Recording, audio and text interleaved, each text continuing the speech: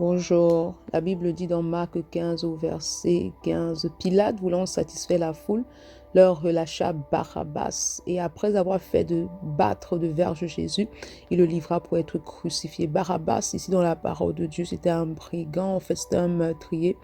Donc il était un brigand, il était en prison, il était coupable en fait parce qu'il avait fait quelque chose de mal. Donc il méritait sa place.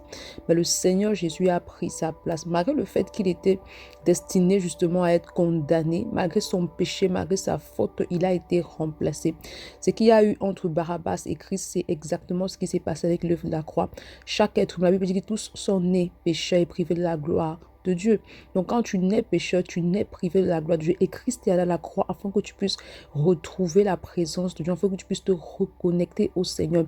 Il a pris ta place parce que le péché, justement, avec le péché, tu ne peux pas t'approcher de Dieu. Il a pris ta place afin que tu puisses être purifié. Il t'a tendu la main. Il t'aime d'un amour éternel et il te renouvelle sa bonté chaque jour. Il a versé son sang. Il a pris ta place. De la même manière qu'il a pris la place de Barabbas, il a pris ta place afin que tu puisses être sauvé. Donc ne refuse pas sa main. Fais le choix ce matin d'accepter la main de Christ. Fais le choix ce matin d'accepter, de te connecter à son œuvre et d'accepter Christ comme Seigneur et Sauveur personnel afin d'être reconnecté à Dieu, ton Créateur. Bonne journée. Shalom.